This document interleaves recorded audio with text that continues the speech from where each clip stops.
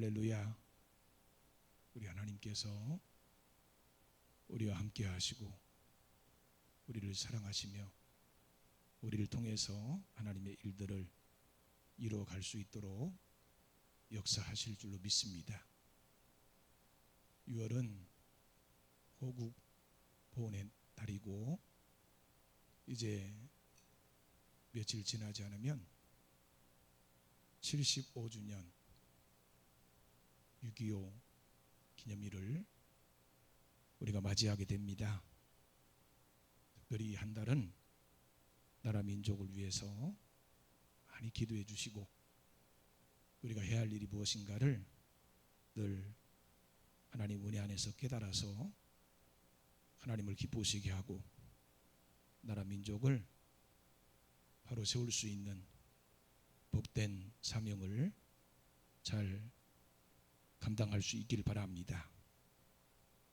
오늘 본문 말씀은 마태복음 가장 마지막 부분입니다. 부활하신 예수님께서 예수님을 믿는 제자들에게 주신 분부입니다. 부활하신 예수님께서는 하늘과 땅의 모든 권세를 가지신 분이십니다. 그 주님께서 주님을 따르는 모든 믿는 자들에게 주신 분부가 오늘 본문 말씀입니다. 분부는 하도록 명령하다 라는 뜻입니다. 해도 되고 안 해도 되는 것이 아니라 반드시 해야 할 사명. 누구든지 예수님을 믿는 사람이라면 이 분부를 따라서 살아가야 합니다. 부활하신 예수님께서 마지막으로 우리에게 부탁하신 말씀이라면 이 말씀보다 더 중요한 일이 없을 것입니다. 전도의 사명은 아무리 강조해도 지나치지 않습니다. 이 본문 말씀을 가지고 1년 52주 내내 설교를 한다 해도 이 말씀은 우리에게 지나치지 않습니다. 그만큼 중요한 것이고 우리가 반드시 해내야 할 사명이기 때문입니다. 오늘 이것이 바로 부활하신 예수님께서 새롭게 열어주신 새 시대의 새 사람으로서 감당해야 될 아주 중요한 사명이라는 사실을 기억하시기 바랍니다.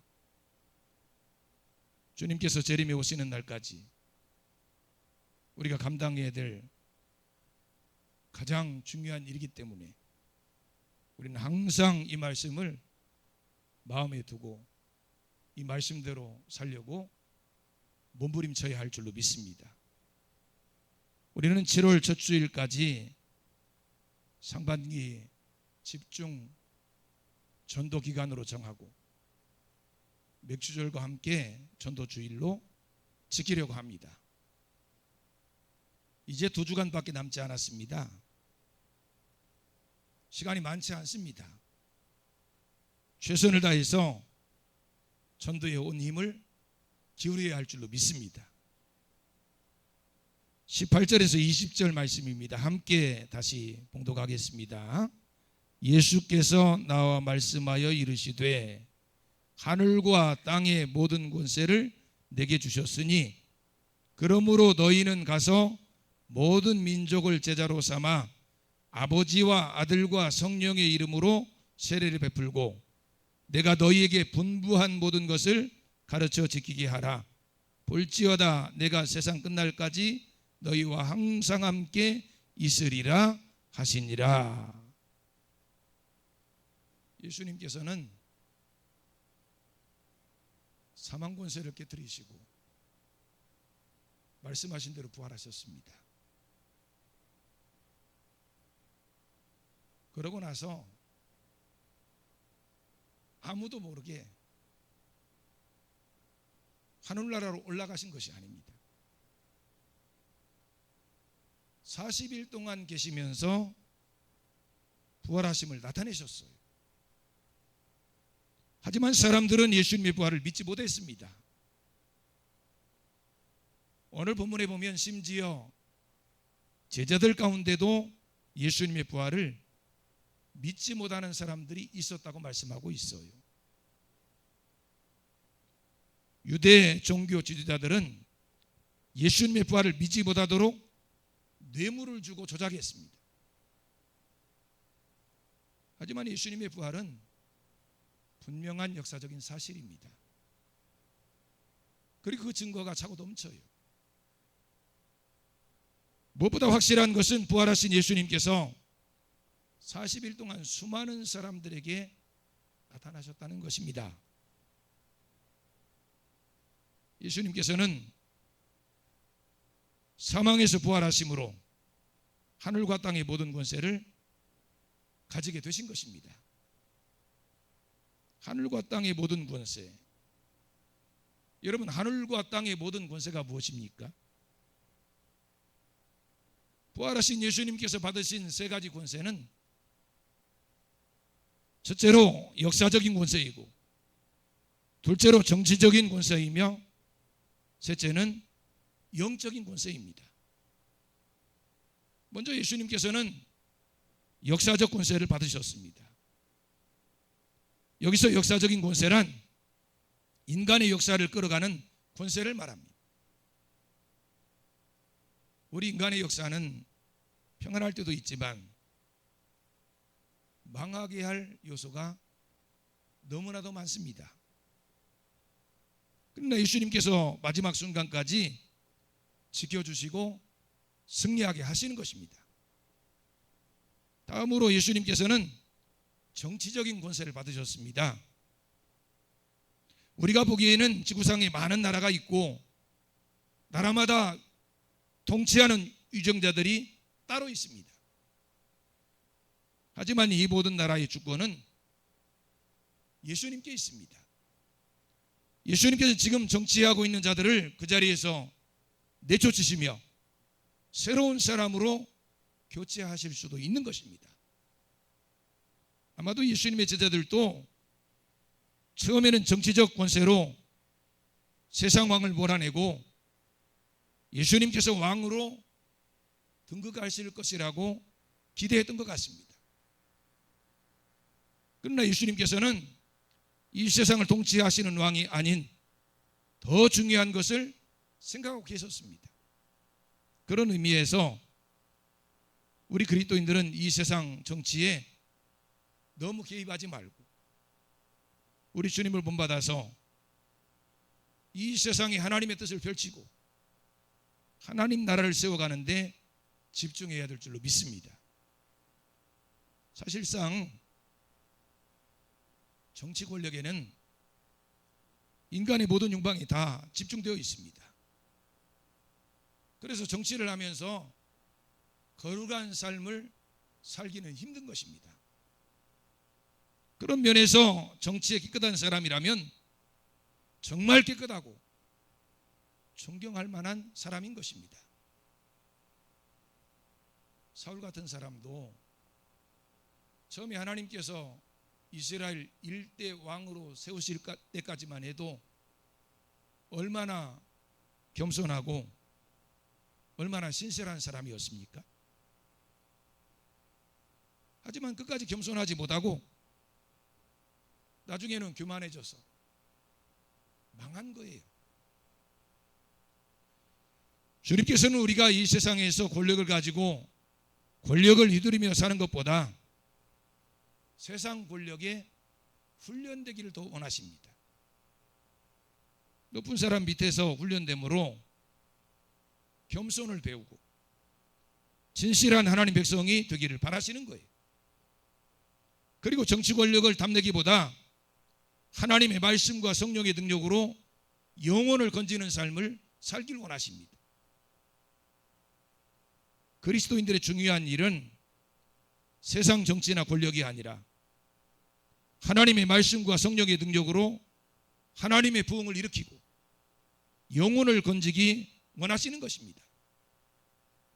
우리에게 중요한 것은 누가 대통령이 되고 새 정부의 정책이 어떻게 변하느냐 하는 것이 아닙니다. 말씀과 부흥의 역사를 일으키는 것이 중요합니다. 그리고 예수님께서는 영적인 권세를 받으셨습니다. 여기서 영적인 권세라는 말은 마귀를 이기며 교회의 성령을 부으시는 일을 말합니다. 예수님께서 십자가에서 부활하신 후 일어난 가장 중요한 변화 중에 하나는 사탄이 그리스도에 의해서 영원히 패배했다는 거예요. 부활은 사탄의 세력에 대한 결정적인 승리를 보여주는 사건입니다. 마귀는 죽음을 담보로 해서 인간들을 모두 미신과 관습의 노예로 만들었어요.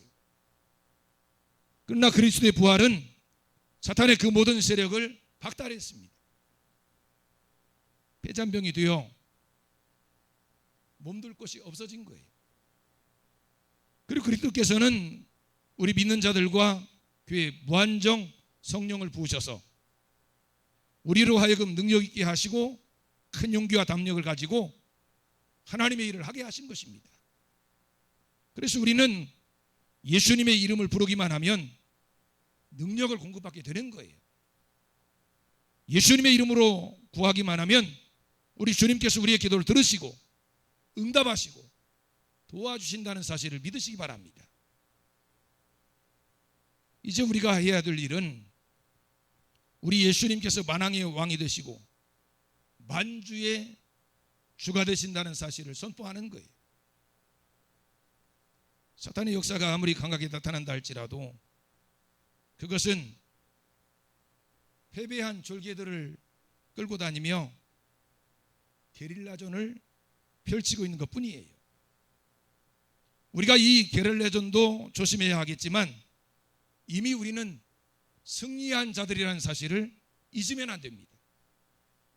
그러므로 세상의 권력을 잡으려고 하지 말고 더 복종하는 자들이 되며 더 겸손한 자들이 되고 더 정직한 자가 되어 하나님의 말씀과 성령의 부흥의 역사를 일으켜야 합니다. 그것이 이 세상을 살리고 우리의 사명을 감당하는 길이에요.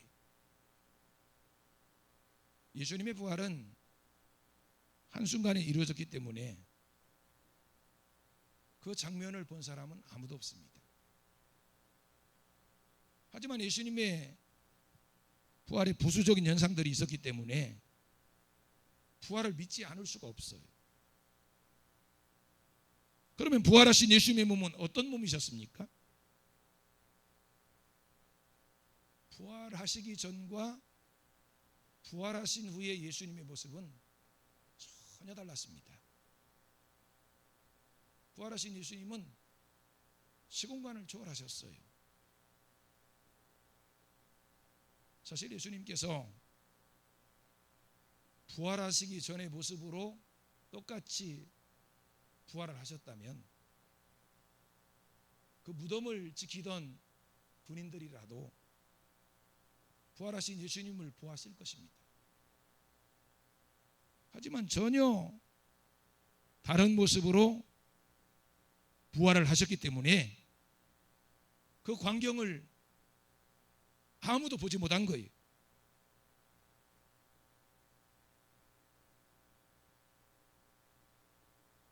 하지만 예수님께서 부활하시는 순간 그 장소에 큰 지진이 일어났습니다. 그래서 무덤을 막았던 돌이 인봉이 찢어져 나가면서 그대로 굴러버렸고 무덤에 빛난 모습을 한 천사가 나타나기도 했습니다. 그 모습을 보고 있던 군인들은 너무 놀라서 죽은 사람처럼 되었다고 성경은 말씀하고 있어요. 예수님께서 부활하셨다는 것은 그동안 예수님께서 하신 모든 말씀이 옳으셨다고 하는 것을 증명하는 것입니다. 그래서 사도 바울은 죽음에서 부활하사 하나님의 아들로 인정되셨다고 로마서 1장 4절에서 말씀하고 있습니다. 사실 예수님의 동생들도 예수님이 부활하시기 전까지는 하나님의 아들이라는 사실을 인정하지 않았어요. 하지만 예수님이 부활하신 후에는 모두가 믿었다고 성경은 말씀하고 있습니다. 예수님의 부활은 지금까지 막연히 추측해왔던 죽음 후의 세계와 하나님 나라에 대해 말씀하신 예수님의 모든 말씀이 사실이라고 하는 것을 증명하는 엄청난 사건이었어요. 반면에 예수님께서 부활하심으로 예수님을 반대하고 죽게 했던 자들이 주장했던 그 모든 것들은 틀렸고, 의로우신 하나님의 아들을 죽게 했다고 하는 씻을 수 없는 죄가 확실하게 드러난 것입니다. 예수님의 부활을 가장 먼저 대제사장들이 알린 사람들은 무덤을 지키던 군인들이었습니다. 11절에서 13절 말씀을 제가 봉독해 드리겠습니다. 여자들이 갈제 파수꾼 중 몇이 성에 들어가 모든 된 일을 제사장들에게 고하니 그들이 장로들과 함께 모여 의논하고 군병들에게 돈을 많이 주며 가로되 너희는 말하기를 그의 제자들이 밤에 와서 우리가 잘 때에 그를 도둑질하여 갔다 하라. 처음에 이 군인들은요, 대제사장들을 찾아가서 자기들이 경험한 그대로를 사실대로 이야기를 했습니다. 갑자기 지진이 일어나고 무덤에서 돌이 굴러나오고 거기 하나님의 천사가 나타나고 아무도 그 자리에 없었는데 그런 엄청난 일이 벌어졌다는 사실을 분명하게 그들에게 보고했어요. 그런데 대제사장들이 그들을 매수해서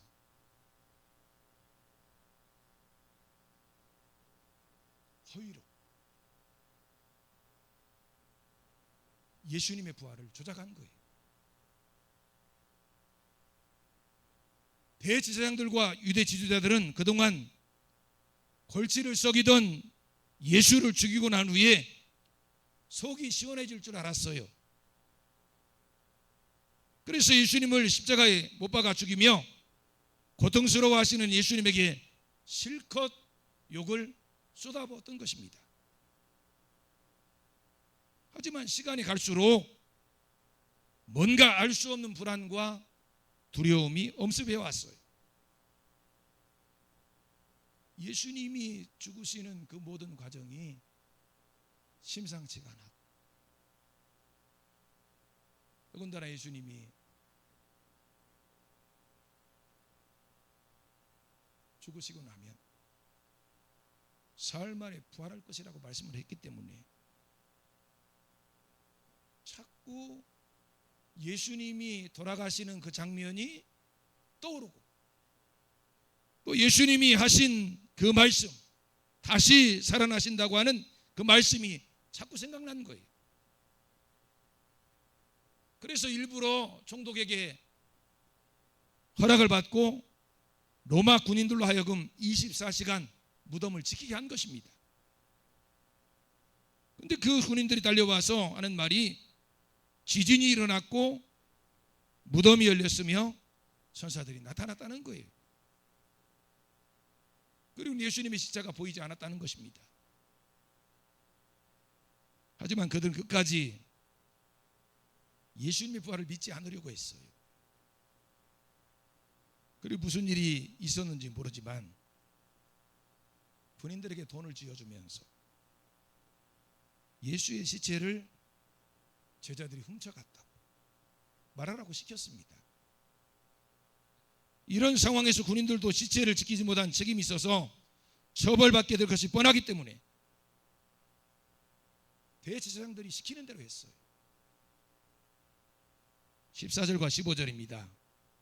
만일 이 말이 총독에게 들리면 우리가 권하여 너희로 근심되지 않게 하리라 하니 군병들이 돈을 받고 가르친 대로 하였으니 이 말이 오늘날까지 유대인 가운데 두루 퍼지니라.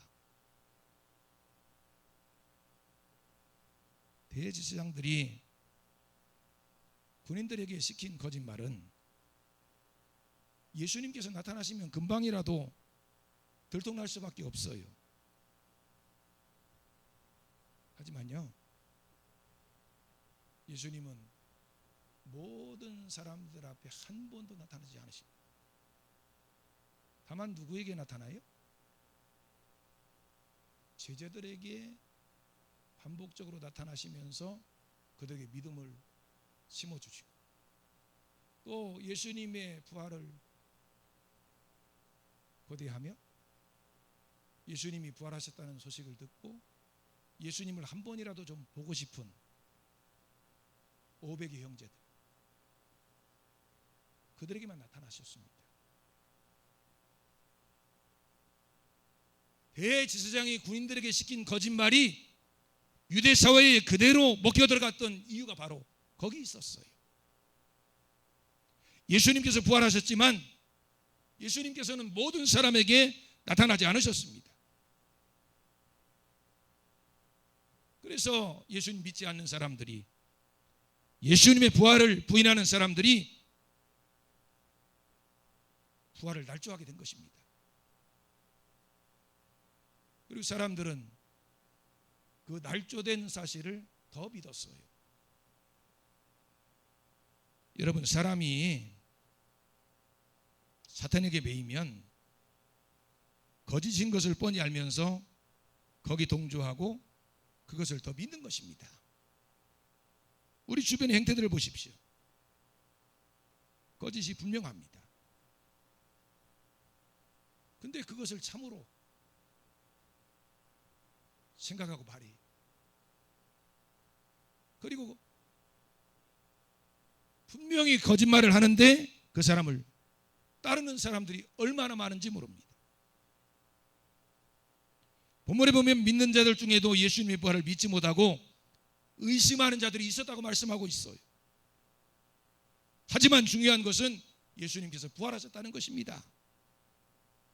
그리고 하늘로 올라가시기 전에 아주 중요한 명령을 우리에게 하고 계시다는 거예요. 그것이 온 천지의 왕이신 예수 그리스도께서 우리 믿는 자들에게 주신 명령입니다. 우리 다시 한번 18절에서 20절 말씀까지 함께 봉독하시겠습니다.